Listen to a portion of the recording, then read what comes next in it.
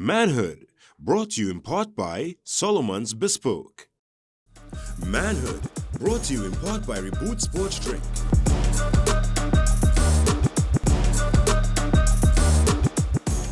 Welcome to another conversation here on Manhood. The topic today is a really big one, a very interesting one. And I know I say that quite a lot, but this one, I'm really curious to see how we dissect this particular topic and go granular.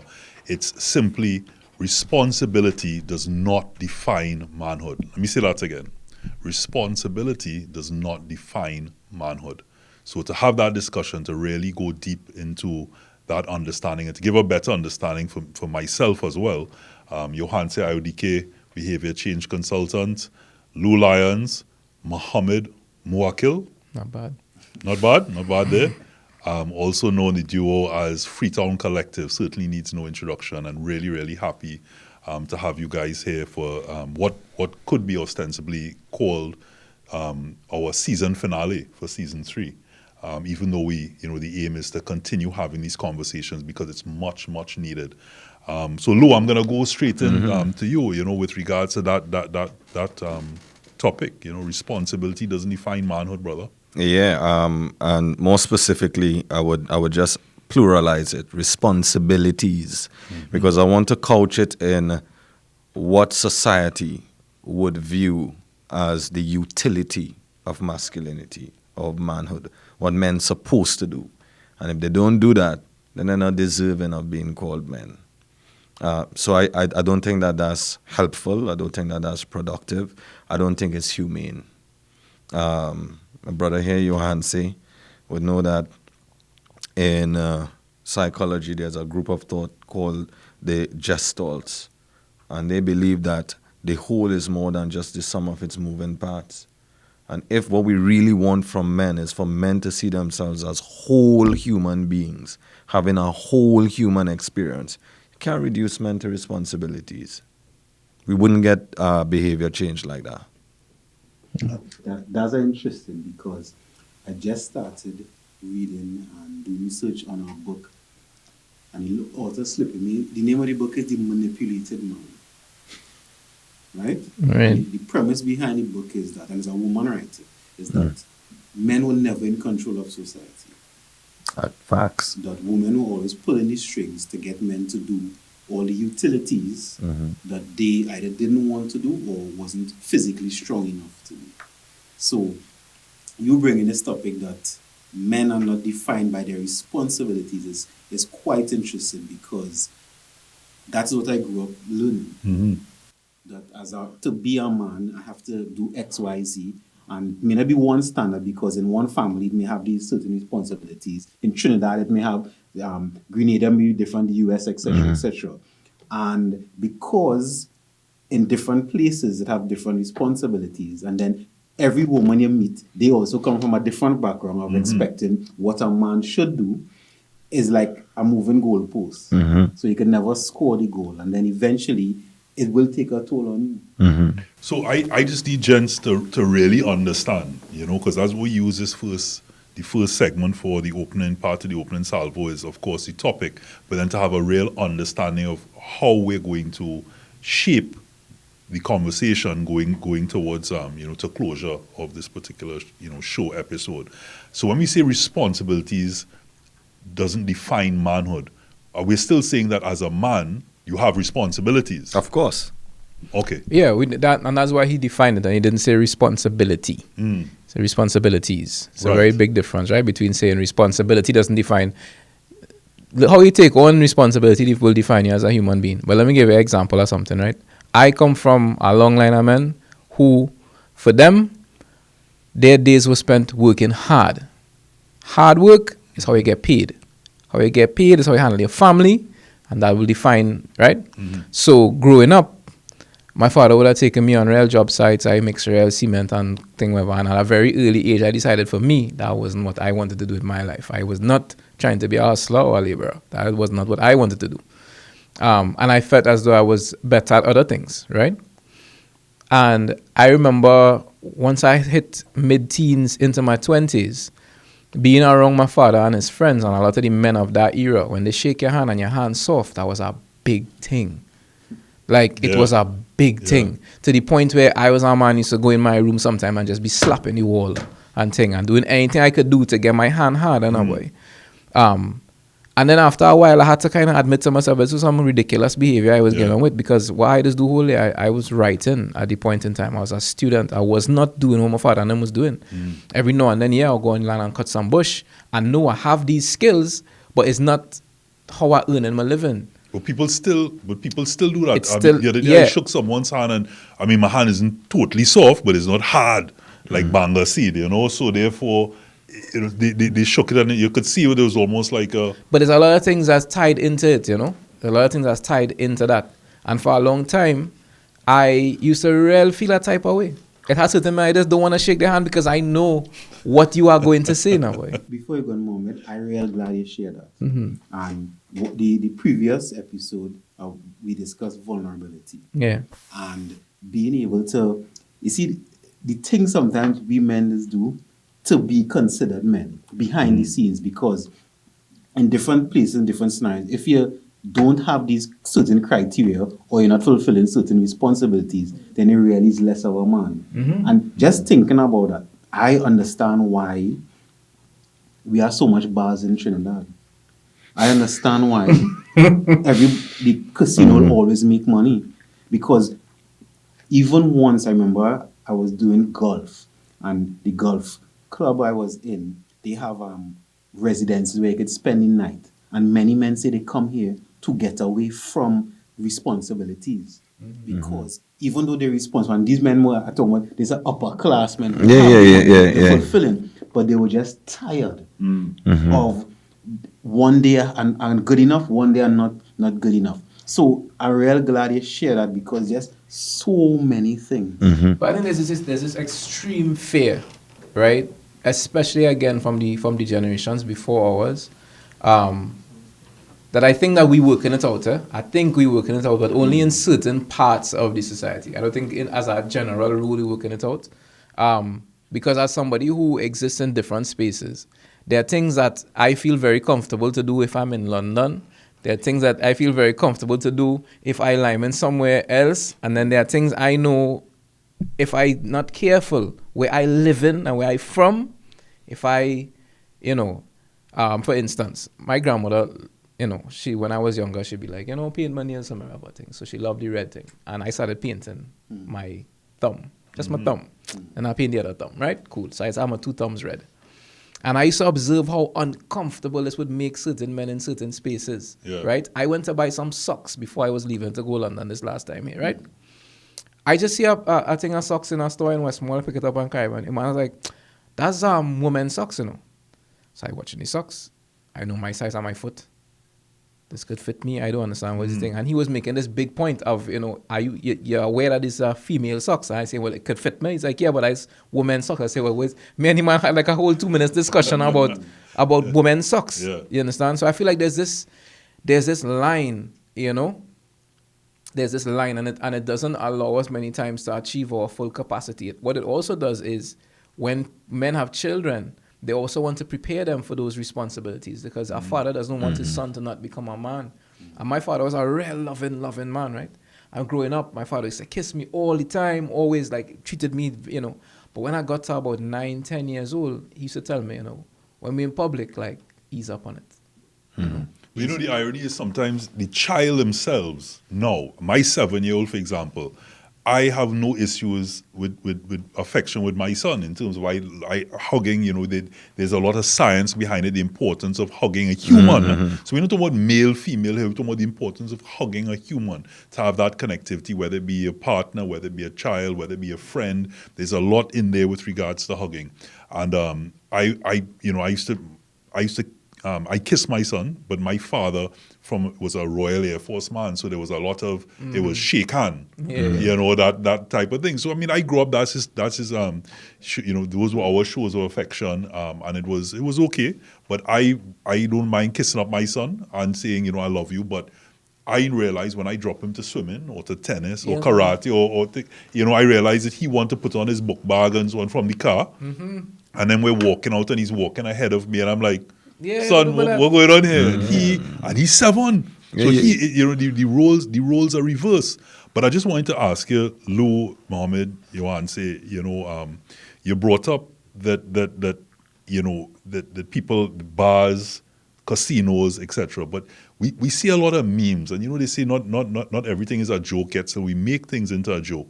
And you see all of these memes where a man sits down. You come home after your responsibility or your responsibilities. You're going out, whether it be the breadwinner, you've had a hard day. And as you reach home, you decide to sit down and, God forbid, you flick on that TV, and the woman might be there. Nobody's saying she hasn't had a hard day herself, but she's looking at you now and sometimes almost disgust, like, hey, they are rubbish to take out. They have the boy to put to bed or the children to put to bed. Or they want to see you doing something. They're uncomfortable almost with seeing you relaxed. And I see everybody smiling because we've contributed to that, and it's a cyclic thing. And I often have this conversation with Muhammad.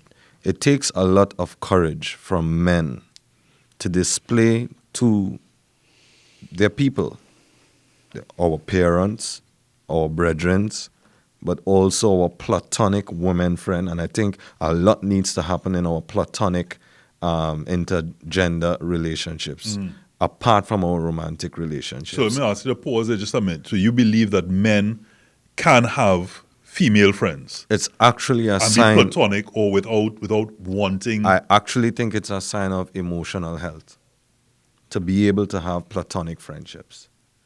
Yeah. I think that the ability to do that indicates how emotionally healthy you are. And I'm not trying to negotiate anybody's boundaries because you're at where you're at that point in life. But I do believe having relationships just as a human experience, and it doesn't have to be sexual, it could be platonic, Socratic. I think those kinds of relationships are important. But we men skimp on how much of ourselves we display to people. So when women have expectations from us, they're only going based on the data they've received. So they think that a productive man is a good man, a man who always finds something to do. And what modern women are finding out is that men are becoming more and more emotionally bereft. Okay, you have a job, I have a job. I could pay rent, you could pay the rent. The child going to school, I could buy books, you could pay the tuition. There's no need now for a single breadwinner anymore. So now we have more, or we should have more resources, not just financially, but emotionally and spiritually and with time to be able to forge something. And with that expectation for, well, what more can we do? Women are saying that they realize that there's a deficit in how deep men can go with them in intimacy and in partnership. And that's because on a real fundamental level, I mean, you can't plug something into a wall if you don't have a socket there. And if men are feeling like relationships don't have space for the rest of them, only my utility is the currency here, then you asking more of me. I don't know what you're asking of me. Are you asking of me to tell you my most crazy aspirations that I fear to give voice to because it could sound real unbelievable? Are you asking me to tell you I actually scared of going bald, And you say, that's what you studying about? Vulnerability. Yeah. So that's what I mean. Women now are saying men are emotionally bereft. He wasn't here before, but you see how thematic it is, right? Yeah. And I was telling Robert recently that maybe since January, February, I've had an influx of male clientele. Right now, I think even the statistics, I think I have more male clients actually than female clients currently. And all the men saying the same thing. From the 16-year-old boy to the 2 weeks ago, I had a 73-year-old man. And it's the same thing. What more you want from me? right? Talking about male-female dynamic relationship. I think a lot of us, again, because we're not coming in at the beginning of the cycle, but we at whatever point in several cycles, I think a lot of us set ourselves up for it as well. Because we enter into the relationship showing this woman, I can handle you. Nah. You understand? And I have thankfully had women in my life at different points check me and just go, no, but I could do that, you know. No, let me do that. And me having now to pay her back a little bit and go, I'm running on a quiz code in here. Why I feeling that type of way if she opened the door for me, why? I recently went out, and when I went to the bathroom, the person paid the bill, and it was a somewhat sizable bill because I had asked them to go to this place, and they paid the bill, and they're not gonna disrupt me, like it's not gonna short circuit me, but at the same time, You feel something. it's exactly what Lou's saying. There's a parity now in terms of resources, right? So I don't have to go out there and look for it. And many times I meet women and they making way more money than me. So what we bring in, so is that very tenuous question that we do like to ask that I find is so misunderstood of what you're bringing to the table now, boy. Because if it is that we're not actually talking about resources, right? So we're not talking about chicken and grapes and rice and whatever it is, right? It's not that. We could both bring them things to the table. So it's no longer about resources bringing to the table. Yeah. It is who is now seated at the table and what are we talking about? What we dealing with? Who are you and what have you brought to the table? And if the discussion, because the man set himself up from the very beginning, well, I laid the table. Well, I could have laid the table. But also life has conditioned him from boyhood Yeah. to only view himself as being useful to the tribe as his strength would allow him to. Right. So by the time he get to some place of self-awareness, unless he have other men who thinking like that, Correct. and a mother who can see him more than being the strong help substitute to the father, Yeah. he don't have much references for who his emotional self is. And then the emotional type that we see growing up so much is you have the mother who does overtalk and nag everybody. These are the stereotypes. And then you have the father who is just, this very stoic figure. He don't say very much. But when he talk, everybody thing. But this man is probably sitting there, these men and them, our grandfathers and their fathers, are sitting down there with a lot to say. A lot to, and for the most part, they might channel what they had to say through the wife, and then she will submit it to the family 20 times or whatever, and the wife will look like the bad one or whatever. It's the same stories our grandmothers give us all the time. Well, talk to your son. Well, yeah. Correct. God, so we need to take a break, but when we come back, I want to bring up a conversation that was had in a boys chat that I had of people who are family men, some are single, but people who are generally very open-minded about a lot of things. And one question came up about do you expect your wife to bring you a plate of food? And it sparked a whole conversation around certain things. And you as well, Lou, had mentioned to me about in the analogy of responsibilities doesn't define manhood. We brought up there's peanuts and there's peanut butter. There's, what's the other one? There's cheese and there's cheese paste. There's cheese and there's cheese paste. So we're going to take a short break. And when we come back, we speak more about responsibilities does not define manhood. Whether you agree or disagree.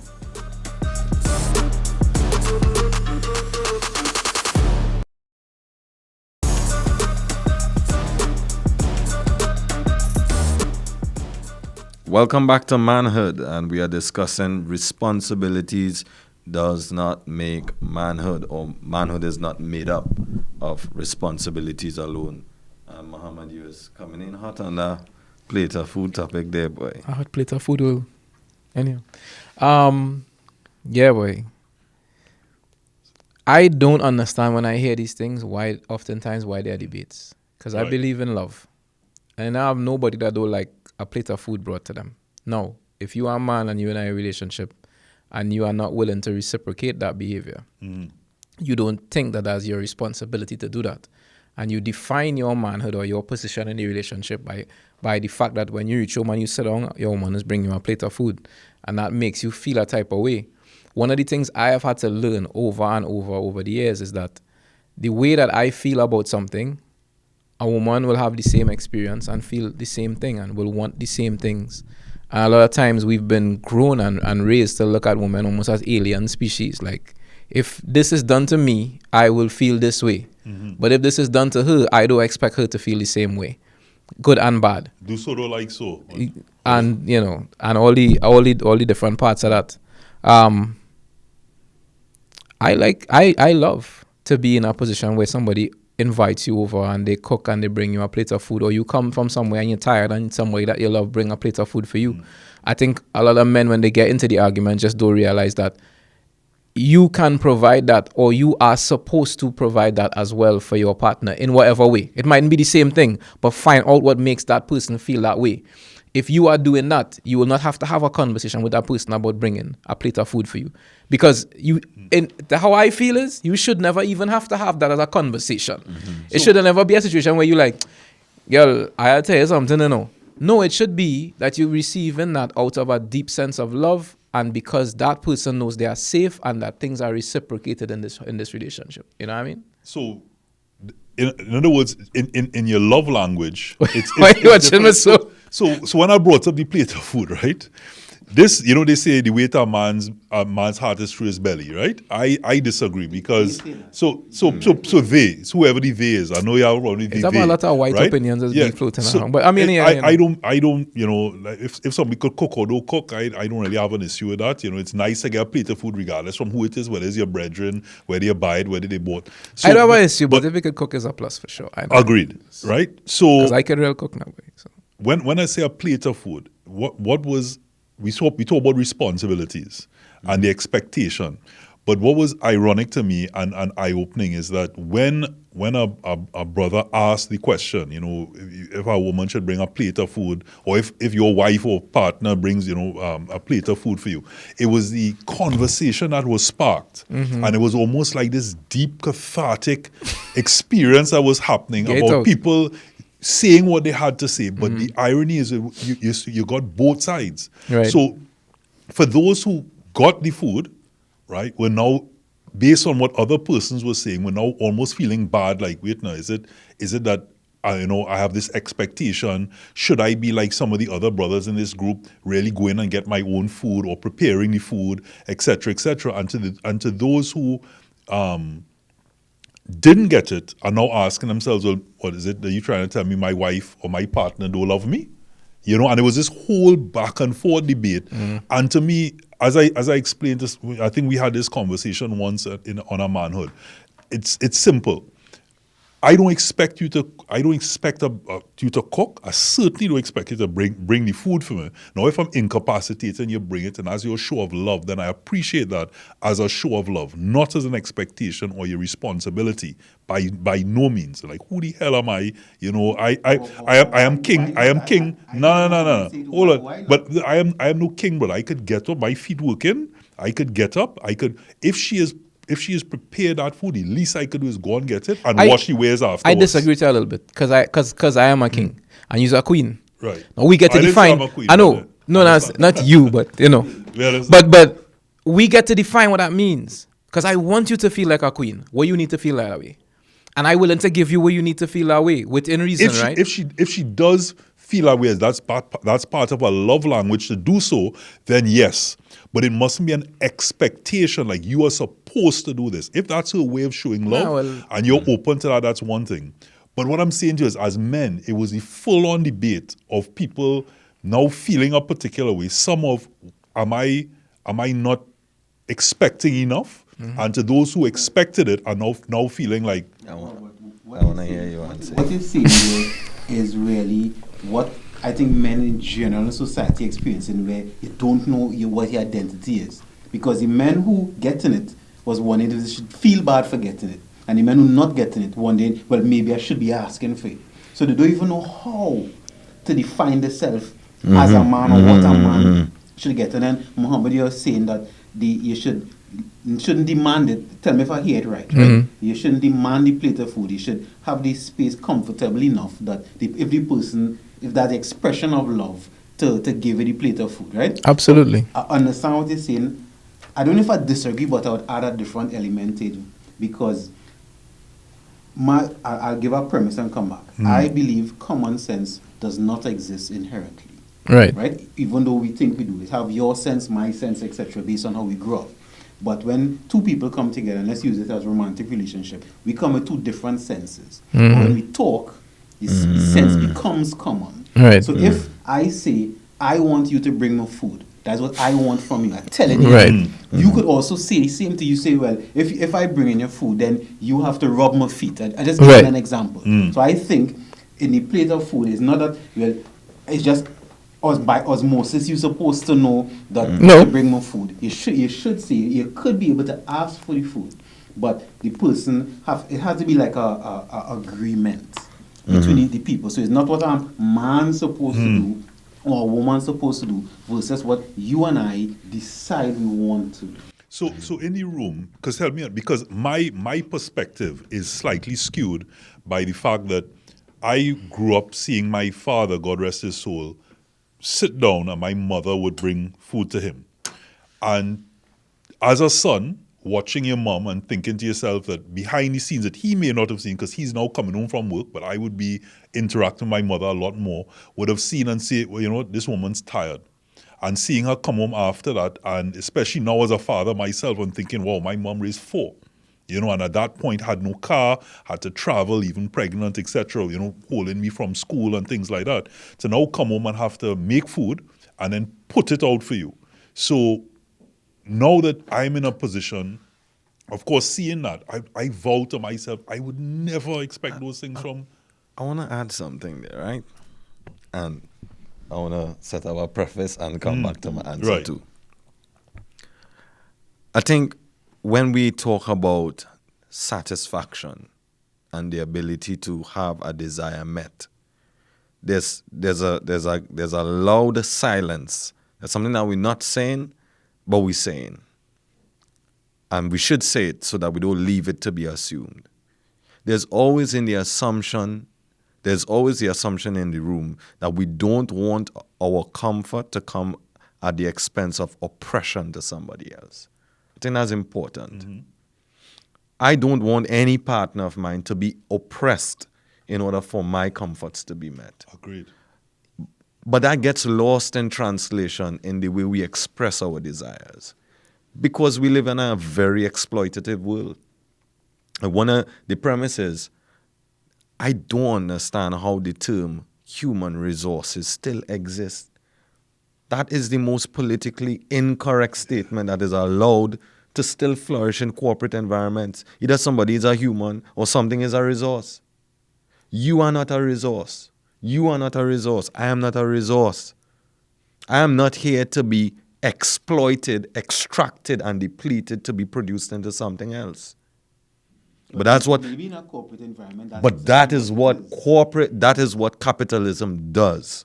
So when we go to the world of work and we experience these frameworks and we come back to our relationships, right?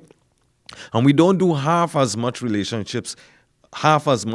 in our relationships to define terms, the way we get handed a contract with scope of works and job descriptions where we are familiar with a certain vocabulary of being in the world that is highly exploitative by design. Wife and husband. These are your rules. Do this, do that, do that. Even from school. So what we all saying is, this thing is negotiated. I'm not saying you are doing it. I want the plate of food because you are the woman and I am the man. I would like my desires to be met if it doesn't oppress you. And if it does, can I incentivize you enough from on my side that it don't feel like oppression? Perfect. You see what I'm saying there? Perfect. There's something I use in couples counseling called solution-focused couples counseling, right? Where something similar. Couple comes in, they have conflict, etc. And I say, husband, you list everything you want, no matter what, right? This is everything. Wife, you list every single thing. And then let me start to negotiate. Let's hear what it is. So I want 10 hugs a day. Nah, I could only give you 5 and I could give you a certain time. Okay, are you good with this? I want X, Y, Z. And after those kind of conversations, the relationship is changed. Even, I remember there were some revelations. The wife would say, why didn't say that all the time? Husband said, I didn't think. And a lot of things came out of that just by having that conversation of not It's not what a man does do or a woman does do versus I telling you what I want, you tell me what you want, and then we find out. But, And- but let me ask you all something, just for clarity. Sorry, Mohammed. Just to ask, just for clarity in that circumstance. So if I'm not in any way being facetious. I'm really asking, just in a circumstance that might be a little bit exaggerated. That if you in your way of communicating with your woman is to cuss and speak to her in a particular way, but she understands it as you and is okay with that. She doesn't take offense to that because she focuses on something else. So she doesn't in any way see that as a form of disrespect. It might be upbringing, it might be just generally, she just knows who you are. Does that make it right? Does that make it right because the person receiving it is okay with it, that the behavior is right? The question I would ask is there hurt being suffered? Yeah, what to say, context and Is there boundaries. damage being done? Yeah. And if, to some extent, she's unaware that she's actually going through some emotional mutilation to make sure that that's all okay, then that's wrong. But if, and as unlikely as it is, they have a common sense where he say, I mean, we obviously can't cuss on the phone, but on the show, but I have. You could We could cuss on the show? cuss on the Come show. on, man. You should have said that. Yeah, Yeah. So if he's saying, well, I had to be the jack in here, but it is understood that, okay, this is his comedic release with me, and he's safe enough to do that, or vice versa. And that does be my test. Can this thing work vice versa? If not, then it have the potential to be oppressive. So Mohammed, I'd cut you off there. And Yeah, no, I was just saying too that this is why vulnerability is important, and being able to feel safe to feel vulnerable, because there are things that you need that you wouldn't even know how to begin to express until you start having certain conversations. But I could tell you as a man and as a human being on this planet, there are times you sit down and you have a thought, right? And there's somebody that might be very close to you. It could be a father, could be a mother, and you want to say something to them. But that part of you is weighing that thing in your head. And you're sitting down there. The longer you think about it, the more difficult it is to say it. And then you put it aside and you wait for another time. But if you're in a space where you feel that you're comfortable now, you can actually let that person know who you are. But also, in having those conversations, you can also realize that the things you've been holding on to and defining yourself by, actually that's not really who you are. You think you want that, right? Because you see your father get, or because you see your mother did it for somebody, whatever. But then as you and this person begin to have these discussions, you realize, oh, no, you don't really want that. You was this. Or you don't really like that.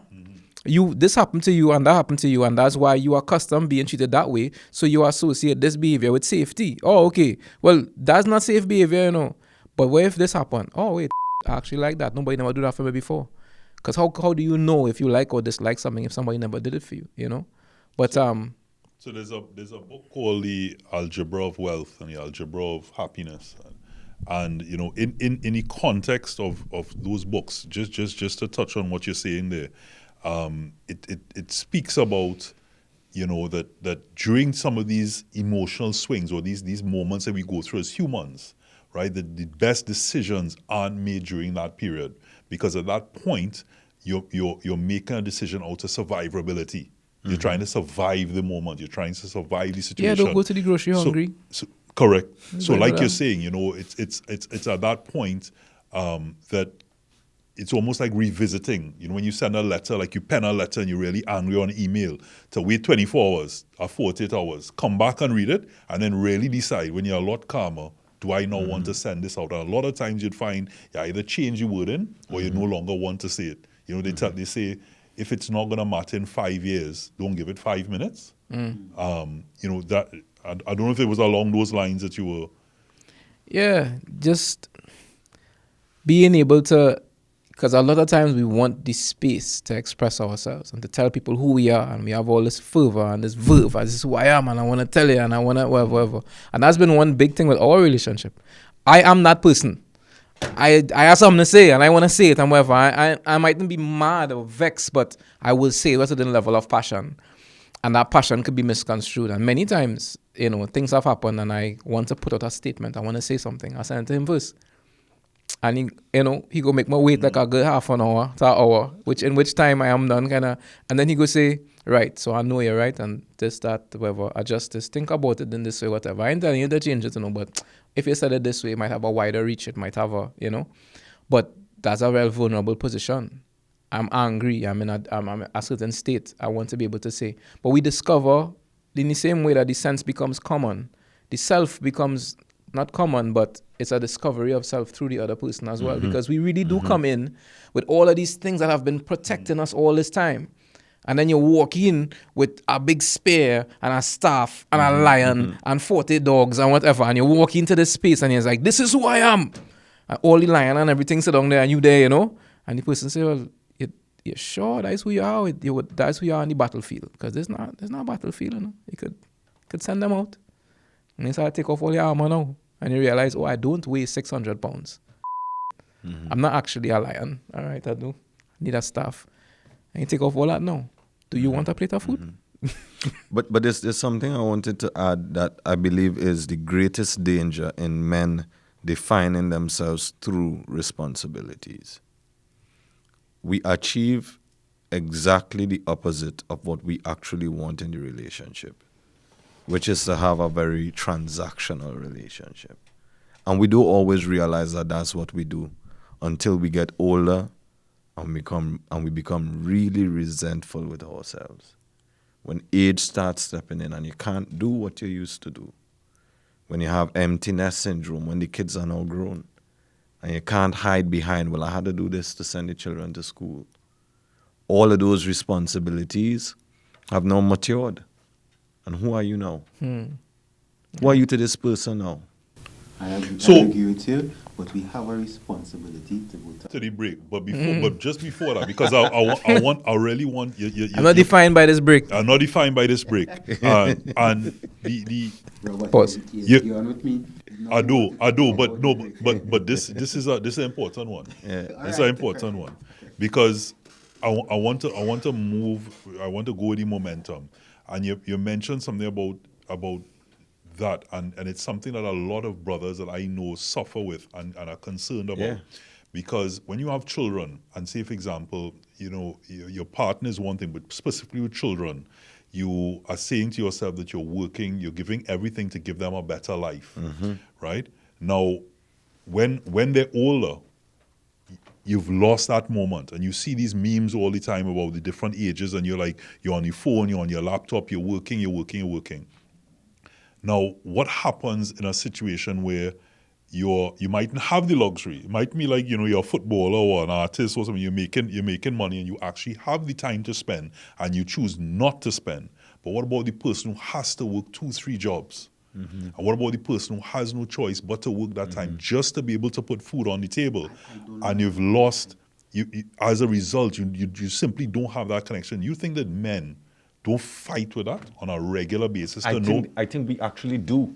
I think we actually do. I think a lot of times we are the architects of our own demise. And it could be because of the programming, Because it's what you're saying, have to. I remember doing a stress management workshop and people saying all the things they have to do. And I was asking, but nobody tell you buy a house this size. Nobody tell you make this amount of children. Nobody tell you take out cable with Flo or whoever it is. Nobody tell you do all these things. So don't hang your hat higher than you could reach. But have to do. So To me, it's even deeper than don't hang your hat higher than you can reach.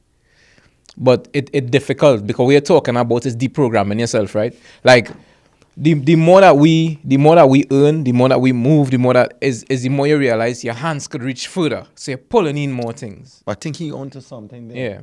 Those are actually emotional decisions that need to be made.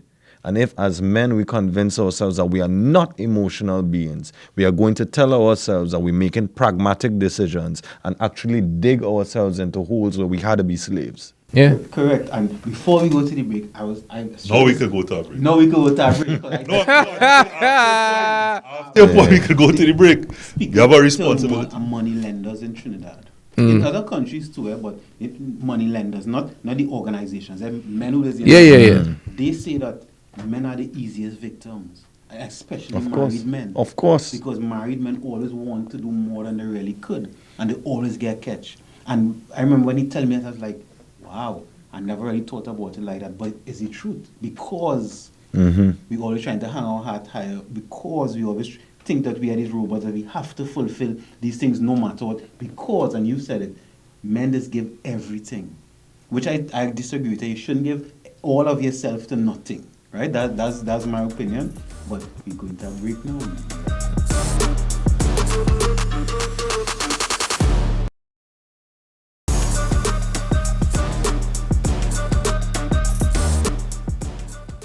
Welcome back to Manhood, and today we are discussing whether or not responsibilities define manhood.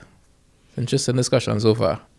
So I want to jump in, fellas, just to say, what do you determine makes a man? I want to answer that by picking up where he left off. Johan said something really important about the money lenders. That's actually true. And I ended by saying I believe that these are emotional decisions that men tend to turn into logical decisions, and we end up calculating things that we really shouldn't be calculating. And I think it is very important for us to find the emotional tools and wherewithal to really have human moments with our partners. And say, okay, babe, what really is the desire behind a bigger house? I mean, I could get it, It means I'll have to work longer hours. How much more life we have left? What would benefit you more? A bigger house or 10 family vacations in the next 6 years? If I make myself more available for that, make memories. Someone so foreign. I don't know if I ever even hear somebody even say something what you just said, that consideration, that thought of it. So it's new territory here. That actually saved my relationship. Being able to come to my wife openly and say, based on the standards I think I set in for myself, I'm failing and I'm not feeling good about myself. And if I'm not feeling good about myself in this relationship, then I'm not feeling good about us. And that was a real moment of freedom for her to say, well, I ain't asking them things from you. Where you get that from? And that is the thief, Lou, what you're saying there, it reminded me of mistakes I've made in my relationships. Because you see how you're saying, I didn't even ask you those things, because we had the programming, right? We come in hot and sweaty thinking, I do this. But she didn't even ask that. And then we do it, of course, then we train her in that way. So then when you can't make it because you set your heart higher than where it's supposed to be, now you get angry or resentful. And then it's, well, I do all this for you. Defended, but I didn't ask you to do I don't need that. Yeah, from but You know, one of the most apparent places with it is sexually. We do it all the time as men, and you will hear it from women all the time. You go in there with your skill set now, boy, because you're skillful and you have a set of skills, and you going in there whatever. But you never once ask a question or observe a body or anything. You just go in and you figure everybody's body is supposed to react the same. You know what I mean? And any man could relate to that. You know what I mean? And we do it in every single relationship. Every single relationship we go in, unless you have more sense as you get older to sit down and just be like, you know, but yeah, you go in, you peacock in the scene. So to answer your question, for me, outside of all them responsibilities, or in addition to, what defines manhood for me is the ability to desire to have a holistic human experience. That is the thing, man. A desire to have that. Because listen, I'm emotional about this. I am a damn good looking 40-year-old. When I was a boy, I used to look at my uncles who was 40 and them men mash up. They mash up. The toenails not good. The mouth missing teeth. And this is because they've worked themselves into being tools. Yeah. That are not good for themselves. But the wives loved it. So, Lou, you mentioned something just now on your handset, and I want to come back to two things. One, you have that conversation, which is a real manly and not even a human existence, human experience to have. And that's really living your truth and really bonding and respecting one yourself and respecting that person to say, I see you and I want you to see me.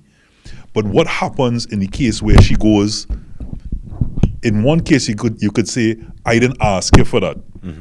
But what happens in the instance where she says, okay, I'm open to you working harder for me to go and get that house. And then you now resented. No, don't go straight to resentment. Don't go straight to resentment because we're having a discussion.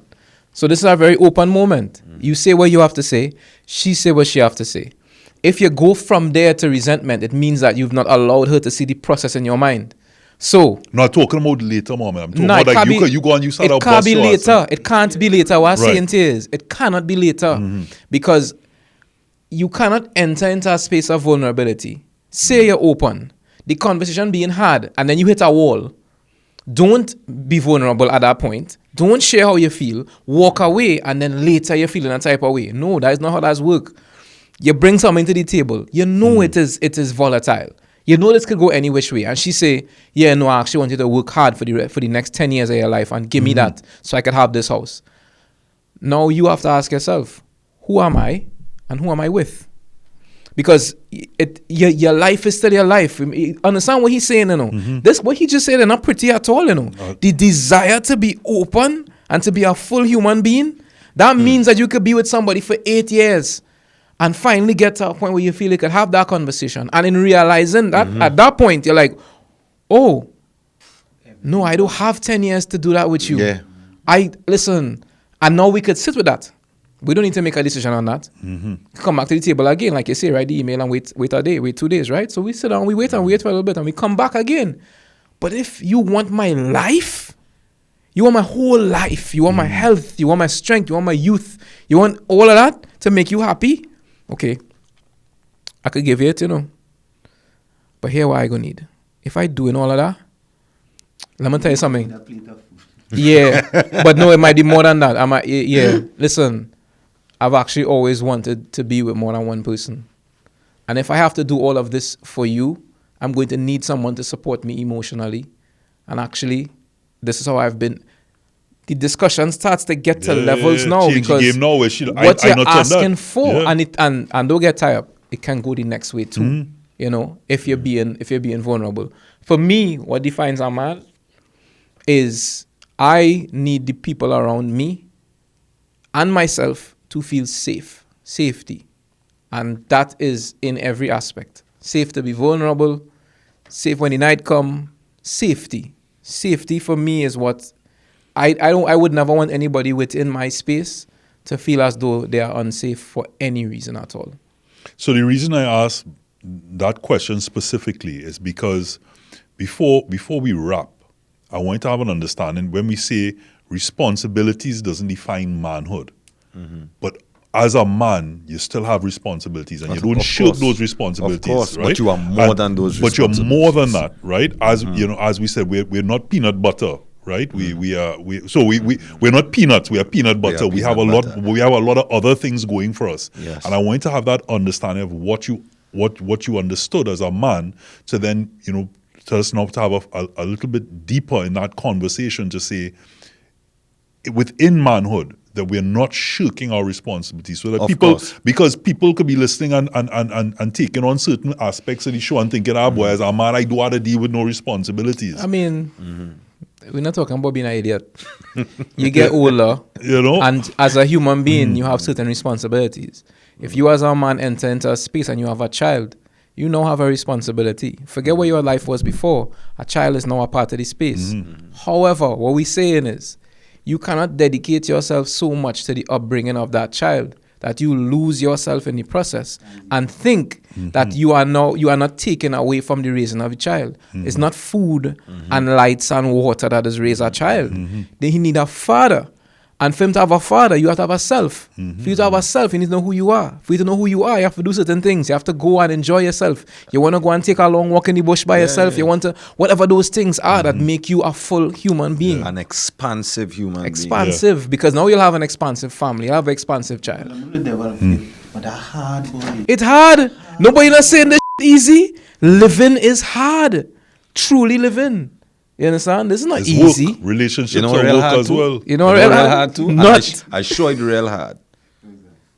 Being in your 80s, boy, and just lying down on your bed, it's miserable, boy. That is hell. That is You understand? That's hell, you I know. live my whole life. I work Wassa for 35 years. I support all them children. And none of them can come and visit me on a Sunday evening. And why? Because you was never a full human being to them. Yeah. They never see you cry. You Yeah. could never cry in your arms.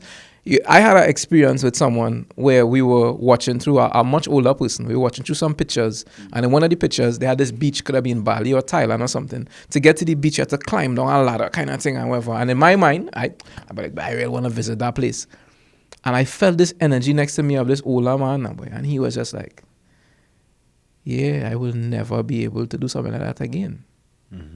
You know, and me and this man are having this discussion about exactly what Lou is talking about him walking his whole life. And then it got to the point where he was able to kind of admit to me that there was oftentimes a slight resentment for how I was able to live my life, because I doing what I want to do in a certain way. You know what I mean? Fellas, we're gonna extend the segment, right? Because in our responsibility, we're touching on something that you can't just spit out a line or two and then just throw it away, because I guarantee you, in the same way I almost come into tears, that other people are listening to this as a moment, because you don't really, you know, you have all these other sayings, you don't miss the water till the well run dry, you don't, people don't plan, there's all these conversations now on financial literacy, and planning for that rainy day, planning for when you're your old age. And that's why you see a lot of people also have a lot of children hoping for that to happen in their old age. And then you turn around, like you said, Lou, and abandonment. You know, woman could leave at the last minute. I've seen, you know, one brother that we had on the show where, you know, when he found out he had cancer, at that moment the woman said, I can't handle that and gone. Facts. Right? So it happens. And for you to reach 80, Lou, when you need, you know, it depends on how you set up your life. Because let's face it, you making $5,000, $10,000, $15,000 even a month, right? You could be getting company car, etc. When you turn 65, and that is it for you, and the way things are moving now, you still have a mortgage to pay and all these other things. One, the company car going back. Two, to be able to continue to live that lifestyle throughout, you still have to be making a $15,000 or $20,000, which would mean you would have to have a pension plan in excess of over $2 million set up. Now, let's be real. You understand? That's 1% of the population. You're not having that. I know you had a long conversation with Anthony Bourdain and things like that. So you know, so Excuse what I mean. So Let's no, know. but I don't want to get robbed when I leave here. No, just relax yourself. You're laughing.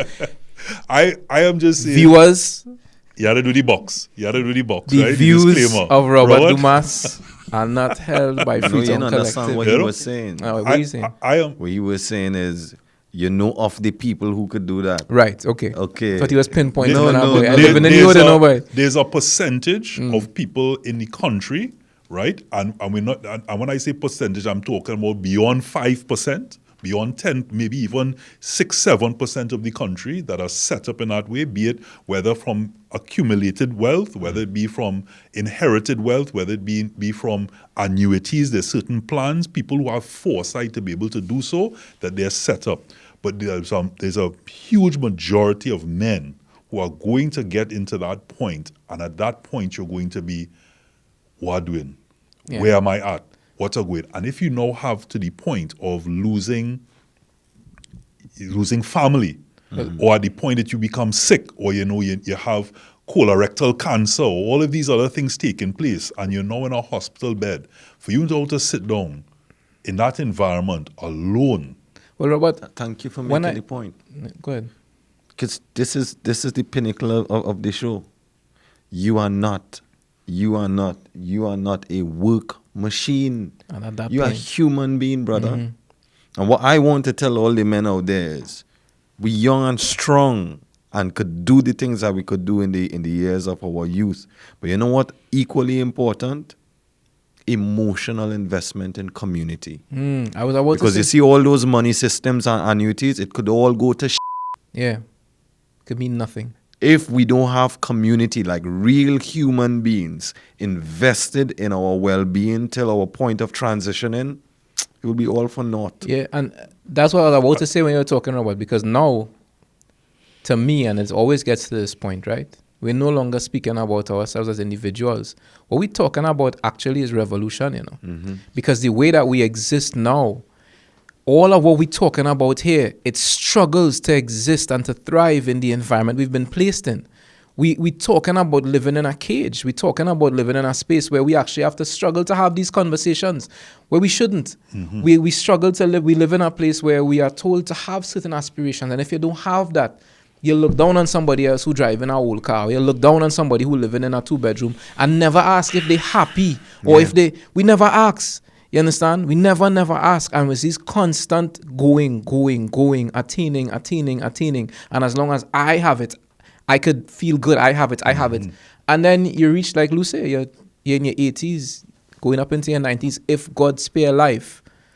And you have all the things. Let me say you have the things. It's set up. You wouldn't be happy. You wouldn't be happy at all because it's things. It's things. Right? I had a client, 57-year-old guy, and he said that he contacted me because he have everything. He say he work in the bank, so he reach where's the highest level. He had a corner office. You know, he showed me, look at my house, you answer. Look at I have my children and my wife and thing. And he say something missing. And he don't know what it is. Also ask him, I say, right now, if you're not thinking about anybody, what would you do? He say he would jump on a bike and just ride around the world. So I say, well, why do that? He say, well, and then he started to say all of these things, but he created all those things. He created these very things. As I was saying, the architect, we create our own matrix. So we create it, then in it, and then vex with it. If you understand what I'm saying. Of course. Of course. But what you all were saying, because of the programming, and now that we understand the programming, and I love the word you use, revolution, because I was thinking the same thing. I was thinking a lot of these things we're saying is going against the grain. It's pulling yourself out of the matrix. And I love that every episode that we do on the show help me get a little piece of what I define to be a man for myself now. And I think I reached a point where what I would define myself as a man is being a whole person. Of course. Right? And I guess that's what beautiful. Is too, yeah. But a whole person, ourselves as a whole person because we've been living half lives, quarter lives, fractional lives. Mutilated lives. We're running down things. And the thing is, all of us were programmed in different ways because of our families. I see my father do this, I see my uncles do this, I see my father do, etc., etc. And we go to attain it, but something I believe in our souls just tell us now. It cried. And just for me, the last thing I would say is this, because I was having this conversation with him yesterday. Say the camera. Yeah, it's our spirits are crying out for truth, right? And the truth of a kind of way, when it show up, it is just everything has crumbled, and it is, you know. And I grew up in a space where I had to be very politically correct because my father had many wives, and we had a family situation that was much more like a kingdom, a kind of dynasty thing going on. You couldn't always be yourself. It wasn't safe, you know. And I think many people feel that way growing up. You make a measure of the world you're living in, and then you make a measure of yourself, and you realize, oh, I'm a square, this is a circle. I need to pretend to be a circle. I'm going to fix them edges real quick and just stuff myself in there. And then as you get older, you just realize that the thing that sets everything right is when you be who you're supposed to be, that whole human you're talking about. But the revolution occurs now because you have allowed the space to assume that this is your shape. And then you start telling the truth and you realize, oh wow, I thought he was a circle, but this is some kind of oblong something, whatever. Can the people around you now accept that? Can you yourself accept that now when you wake up and look in the mirror? Because now you're going to be fighting old programming in your own self. You know what I mean? And I think that what life is supposed to be and what manhood is supposed to be is the journey towards the discovery of that whole self. And maybe we never get there fully. And maybe that's the beautiful part of it, that you always have something to look forward to. But that journeying towards understanding who am I in my wholeness Today. And I think that that's what strengthens the communities. Because I was also saying to him that when you start telling the truth, you give other people permission to tell the truth as well. Because somebody else will say, oh, me too. I didn't know that that could be said. You know, I didn't know that that could be lived.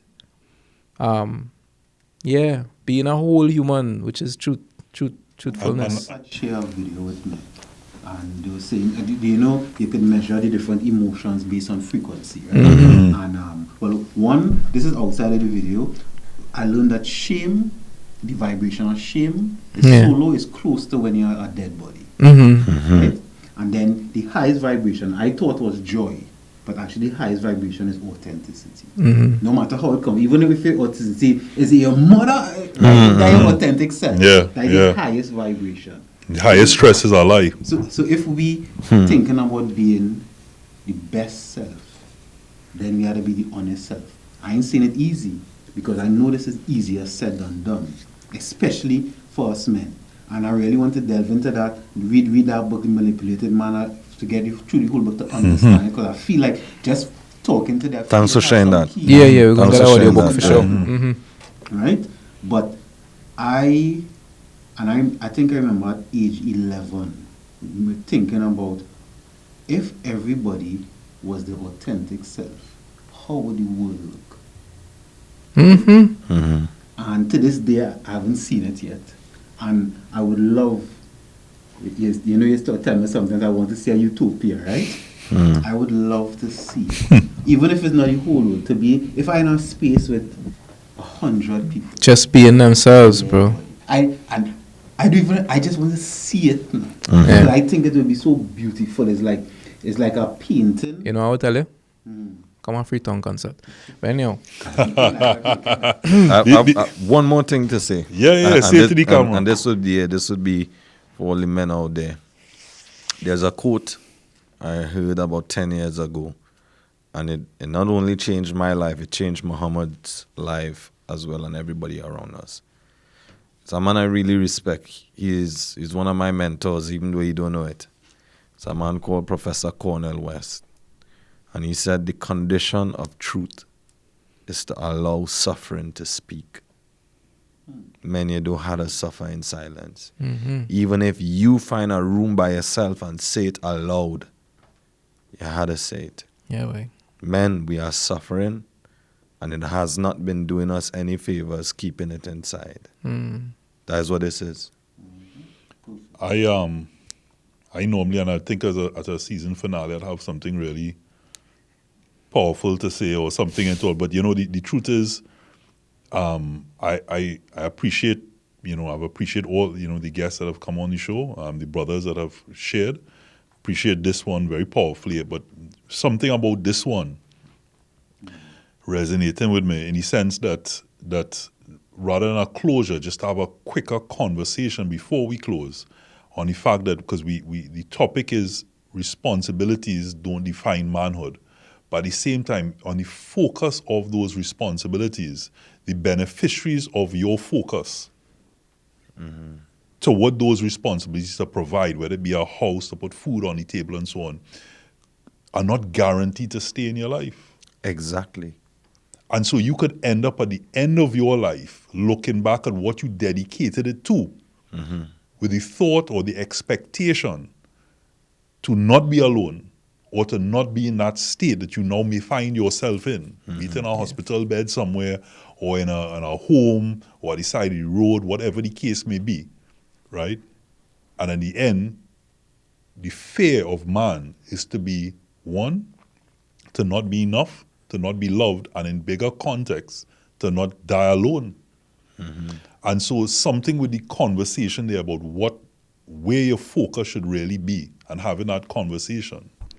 Die before you die. Die before you die. Right? It is, every single teaching tells you this. And what that means is that you live and you walk with the expectation of your end.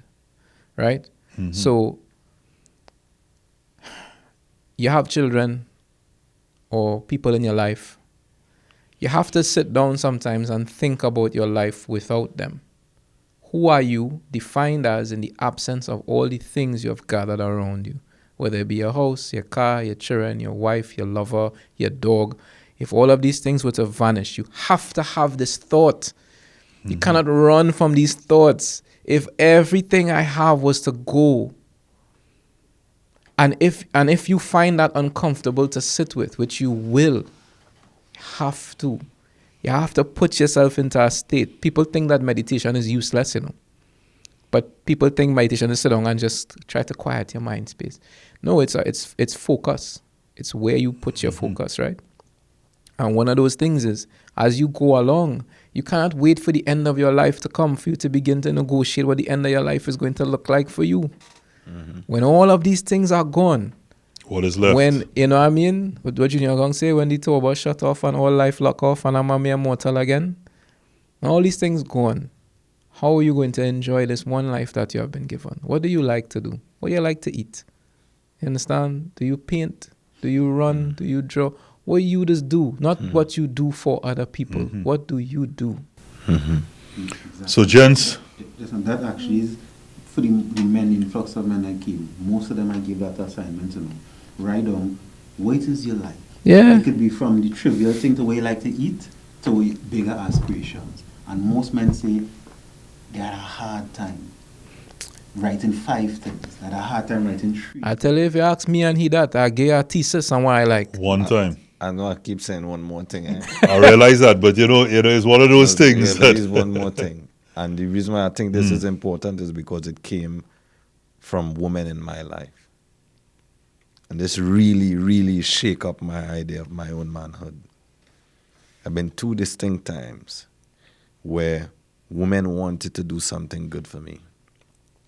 And immediately, I tried to calculate the most cost-effective way that would not cause them to sacrifice. And they got mad at me. They said, no, choose the one that you like. Bro, I went and cried like a little baby. And that is when I felt all the compartments that society put inside of me just break down.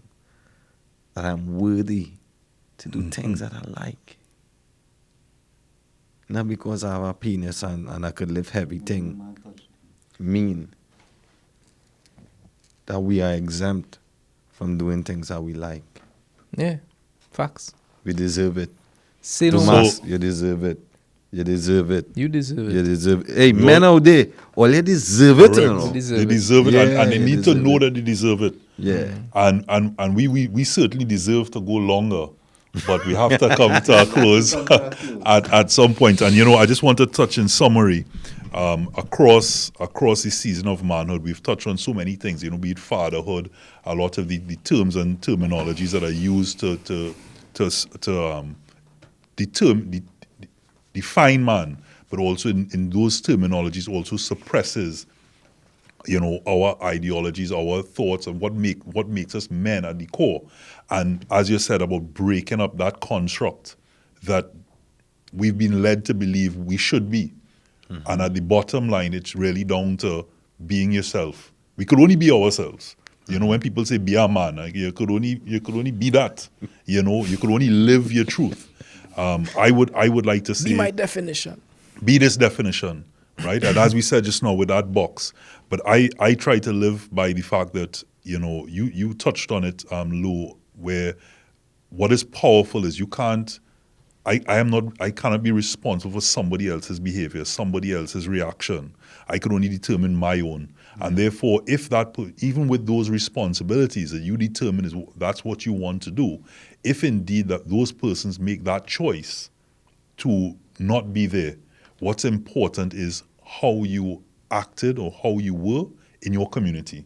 That's right. And the people that are around you. That That's community doesn't have to be a specific part of it doesn't have to be a demographic. It can be something simply the people you surround yourself by, so that your legacy, a positive one at that, lives on. And trying always to leave a room better than you met it.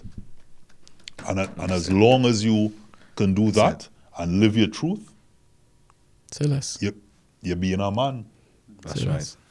You're being a man. So, Johanse, Lou, Mohammed, really powerful conversation here today on Yeah, Manhood. it was. I appreciate you all. Thanks for having us, man.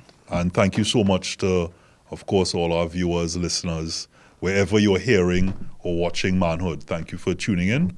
I hope that we've brought some sort of enlightenment in that space. And what's one of the other key takeaways before we close? Don't in silence. Don't suffer in silence. Don't suffer in silence. Call somebody, talk For to real. somebody, something. For real. Smoke signal, anything. Just send out something. Correct. But he's going to say smoke something, yes? You know, the definition of insanity is doing the same thing over and over and expecting a different result. So if you want something different for yourself, do something different. Would. Yeah. So this has been Manhood.